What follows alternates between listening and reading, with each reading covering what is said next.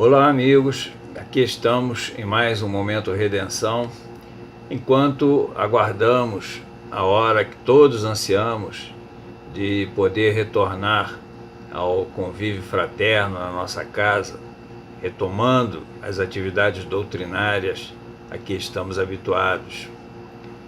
A humanidade atravessa um momento de grande dificuldade, com um número expressivo de vidas sendo ceifadas em consequência de uma enfermidade que se propaga pelo mundo, principalmente em nosso país, que infelizmente não tem uma política pública capaz de diminuir os riscos a que estamos expostos. Em consequência, vemos que mortes em série vão se sucedendo e gerando nas pessoas um temor, um quase pânico, até certo ponto compreensível, ante a ameaça do que possa acontecer a nós pessoalmente ou a alguém de nossas relações. A consequência imediata é o medo da morte, que se acentua, se propaga entre as pessoas. Muitos chegam a fugir do assunto e preferem ignorá-lo, tamanho o temor que têm do que possa acontecer. No entanto, essa não é a postura mais acertada. É preciso estarmos esclarecidos sobre essa circunstância, nos despojando desse medo que somente faz tornar a situação ainda mais dramática. Em todos os tempos, o homem sempre se preocupou com a morte. E mais do que isso, a grande maioria sempre a temeu. O homem sabe que a vida na Terra é temporária e que, a cada instante, está sujeita a ser interrompida, sem que se possa prever o dia em que isto acontecerá. Além dessa incerteza quanto ao momento desse acontecimento, uma outra incerteza também paira no pensamento humano. O que acontecerá depois da morte? Continuaremos a existir ou tudo se acabará? Se continuarmos existindo, para onde iremos? Estaremos em condições melhores ou piores da que estávamos na Terra? São dúvidas geradas pela incerteza que levam ao medo da morte e que irá perdurar esse medo enquanto não tivermos uma compreensão correta acerca dessa circunstância natural na existência do ser humano. O Espiritismo aborda o assunto com o objetivo de esclarecer por que não devemos temer a morte, o que devemos fazer para não termos medo desse instante, mas sim devemos nos preparar para quando este momento inevitável chegar, podermos então encará-lo com serenidade e confiança de que o venceremos sem grandes traumas. Kardec aborda esse assunto com os espíritos no Livro dos Espíritos, inicialmente, e mais adiante no livro O Céu e o Inferno, em maior profundidade. E começa explicando que todos trazemos um sentimento instintivo de que a vida futura existe. Temos a intuição de que sobreviveremos à morte do corpo.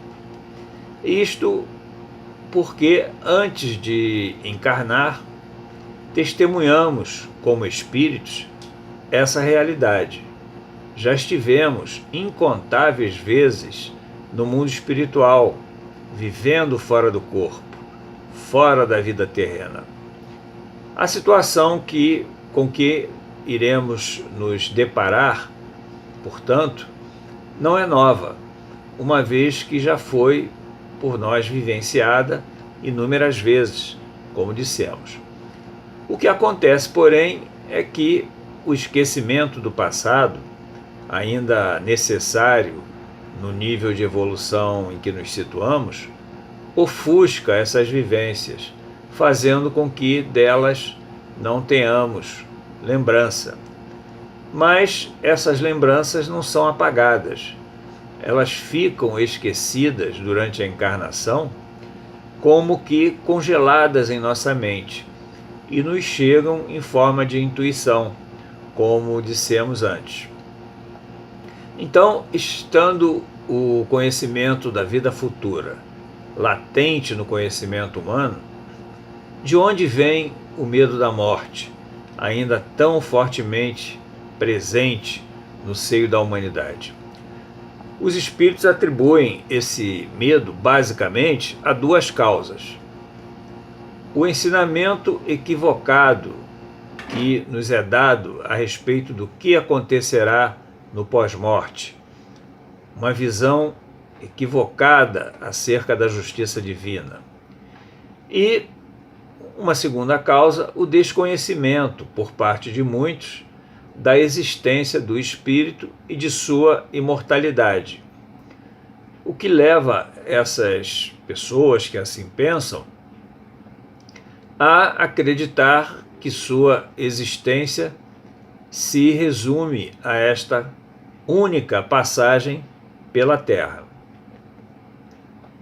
Assim, o ensinamento que é dado ao homem desde criança é que há um inferno e um céu, um lugar de descanso e outro um lugar de sofrimento. Ensinam que após a morte, o espírito sobreviverá e irá para um ou para outro, conforme haja se portado bem ou mal durante a vida terrena. Mais tarde, a Igreja criou uma terceira hipótese, um local intermediário, que seria o purgatório, destinado aos que cometeram faltas não muito graves, mas onde também há sofrimento, e onde o espírito ficará aguardando o momento em que poderá de lá sair para um lugar melhor. Essa incerteza, então, sobre para onde seremos destinados, faz com que a morte seja temida por muitos. Principalmente porque os espíritos que aqui encarnam são ainda inferiores, carregando vícios e imperfeições que os levam a constantes violações das leis de Deus, né? Com isso, se forma no consciente coletivo a ideia de que a ida para o inferno é o destino com mais probabilidade de acontecer da maioria dos que aqui se encontram encarnados. Além disso, pintam o inferno com um quadro assustador, com suas caldeiras escaldantes, onde o pecador ficará ardendo impiedosamente num sofrimento superlativo. Tudo isso acicatado ainda por Satã, o espírito do mal, com seu tridente em brasa, levando o espírito a torturas e a dores indescritíveis. Não bastasse esse quadro horripilante que se pinta do inferno, ensinam ainda que a pena a que se sujeitarão os que para lá serão encaminhados é definitiva, não há possibilidade de modificação. Ficarão ardendo em chamas para sempre, sem possibilidade de se redimirem de seus erros, nem de, ao menos, obterem um alívio, mesmo quando manifestem arrependimento ou se proponham à regeneração. Esses ensinamentos, contudo, tanto do inferno como das penas eternas, refletem uma interpretação equivocada da justiça divina. O inferno, como concebido, e a eternidade das penas são incompatíveis com os atributos de um Deus justo, bom e misericordioso, atributos sem os quais não seria Deus. Um Deus que viesse a castigar para sempre suas criaturas num sofrimento indescritível, sem possibilidade de saírem da situação de sofrimento, não seria um Deus, seria um Deus de bondade, um Deus de justiça, um Deus de misericórdia. Os Espíritos ensinam, então, que as penas e os gozos depois da morte não são de natureza material. O Espírito não é matéria, como a conhecemos, e não está mais a ela ligado. As penas e os gozos do pós-morte não podem, portanto, ter natureza material, pois o espírito não pode ser alcançado por impressões que apenas atingem a matéria. Mesmo espíritos que não conseguem se libertar de imediato das sensações do corpo e podem sofrer consequências penosas, como se estivessem no corpo, como sede, fome, frio, calor, não sentem, as sensações que sentem não são de natureza material, são sensações psíquicas, resultado da sua condição psíquica, da condição psíquica em que desencarnaram. Porém, a inexistência de penas e gozos materiais não significa que o espírito esteja isento das consequências de seus erros e de seus acertos na vida terrena. O espírito recebe sempre a recompensa ou o castigo por suas boas ações ou pelas faltas praticadas, ambas, contudo, de natureza imaterial. Durante muito tempo, e ainda hoje acontece com alguns, pessoas há que são incapazes de compreender essas questões abstratas, como são as questões de natureza espiritual. Teve-se então que recorrer a coisas materiais para impor algum temor, algum respeito às leis de Deus.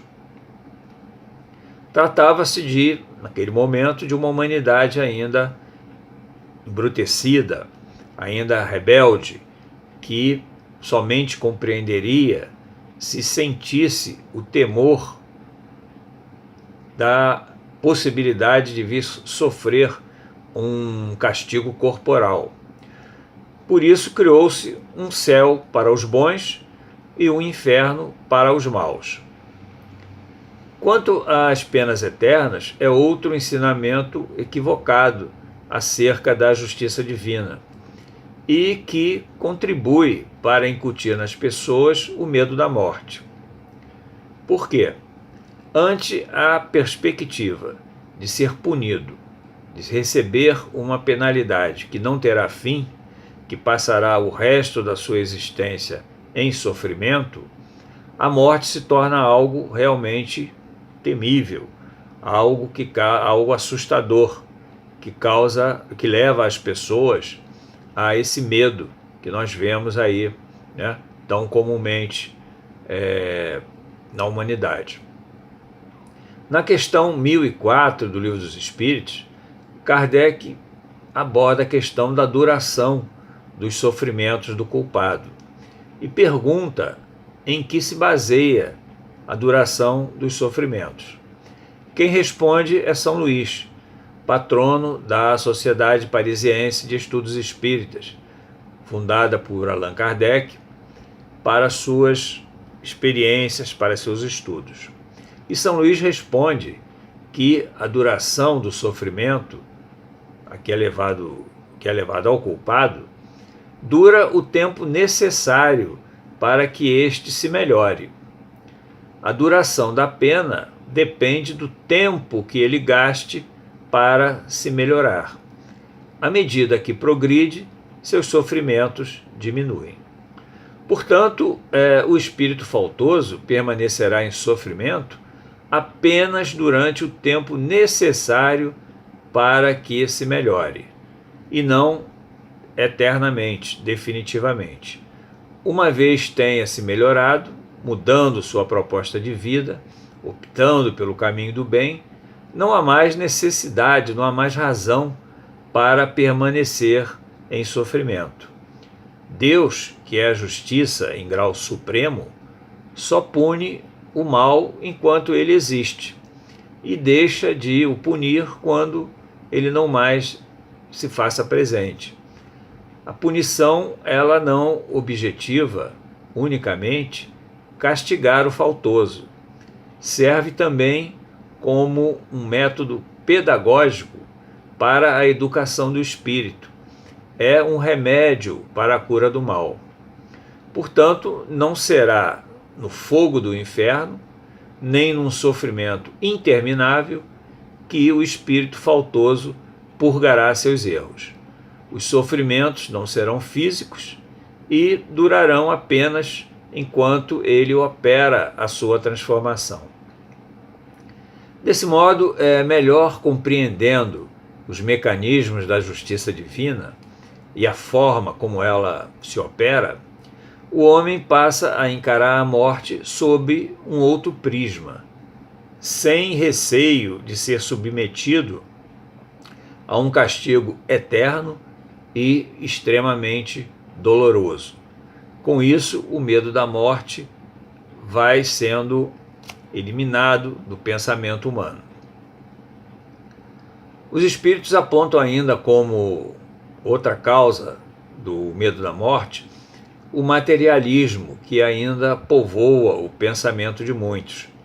São pessoas que ignoram a existência do espírito e a sua imortalidade.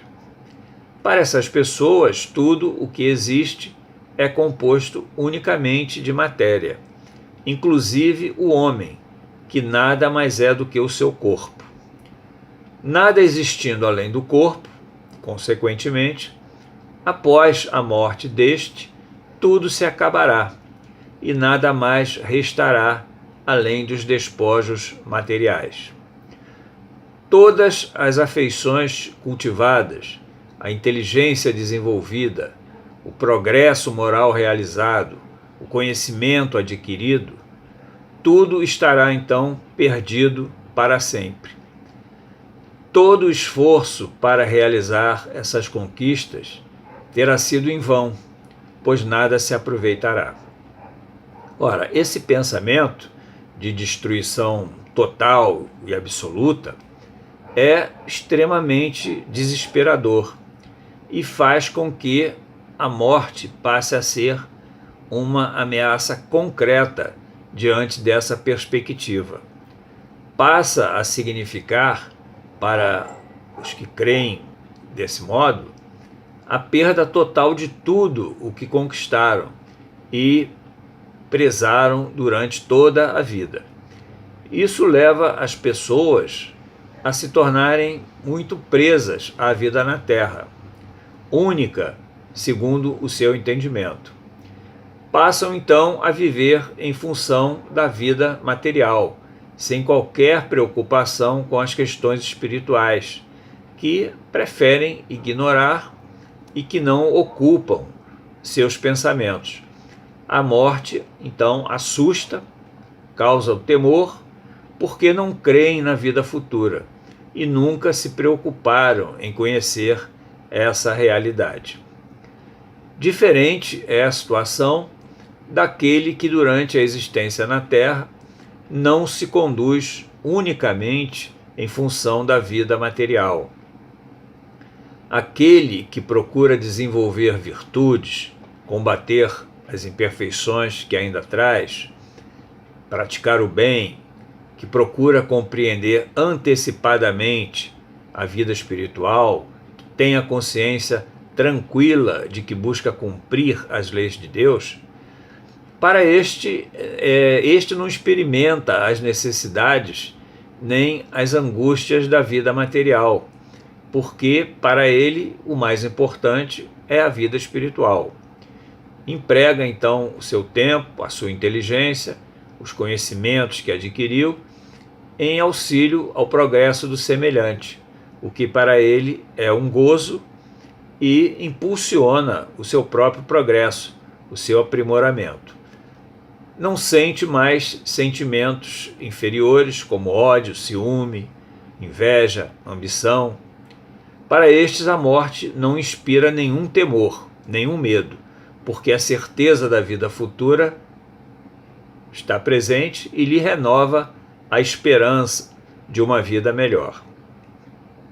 Kardec mostra que, com o conhecimento de que somos espíritos imortais e não simples massa corporal, de que há uma vida futura que nos aguarda, a morte deixa de ser essa circunstância assustadora, temida.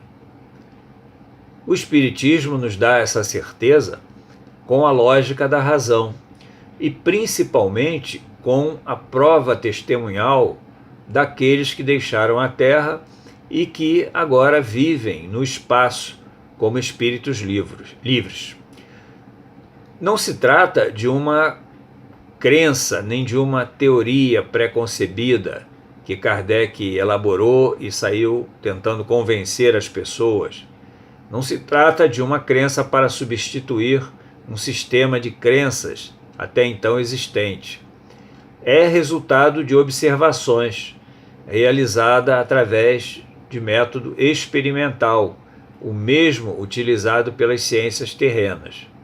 Foram os próprios espíritos ouvidos que vieram se apresentar e comprovar que continuavam vivos, vivendo de uma outra forma e descrevendo a situação feliz ou infeliz em que se encontravam. São testemunhos de espíritos de todas as categorias, dos mais elevados aos mais inferiores, e por médiuns disseminados pelo mundo. Nenhum desses espíritos descreveu o inferno que nos é ensinado, principalmente pelas religiões tradicionais. Além de mostrar a continuidade da vida, o Espiritismo mostra também que os valores imateriais conquistados na Terra não são destruídos. Os valores afetivos, morais, intelectuais não são perdidos e, ao contrário, são levados para a vida no mundo espiritual. Encontraremos nossos entes queridos e continuaremos a trilha do progresso rumo à perfeição definitiva para a qual fomos criados e a que estamos irreversivelmente destinados. Essas certezas, devidamente testemunhadas pelos espíritos, como procuramos demonstrar, eliminam o medo de um sofrimento eterno e o sentimento de perda, principais causadores do medo da morte. Concluindo, é claro que, mesmo compreendendo essa realidade, nem por isso a morte deixa de ser um momento grave na existência do homem. Mas não devemos temê-la, e sim nos preparar para quando este momento chegar, através de conquistas morais, de conquistas no campo do intelecto, que são as que realmente contarão nessa hora, e que, como nós dissemos, farão parte do nosso patrimônio espiritual. São aqueles tesouros que Jesus ensinou que as traças não corroem, os ladrões não roubam e a ferrugem não consome. Ou seja, são tesouros que nós guardaremos para sempre. Ninguém pode tirar de nós. Cada conquista efetivada, seja no campo da moralidade, seja no campo afetivo, seja no campo do intelecto, é uma conquista definitiva que nós incorporamos para sempre no nosso patrimônio espiritual. A maneira pela qual vivenciamos a experiência terrena, principalmente em relação ao nosso semelhante, é que ditará como será a nossa vida no espaço e como se dará esse momento de passamento da Terra para o mundo espiritual. O Espiritismo, mostrando como devemos encarar a morte, faz com que ela deixe de ser o fantasma assustador que a tantos atormenta. Traz uma visão nova sobre o tema, mais conforme com a justiça e com a bondade de Deus. Que esses ensinamentos possam permanecer em nossas mentes e que sejam úteis para nós continuarmos a trilha que estamos atravessando para chegarmos até a nossa a perfeição e a felicidade que nos aguarda. Muito obrigado a todos pela companhia durante o estudo e até uma próxima oportunidade, se Deus quiser.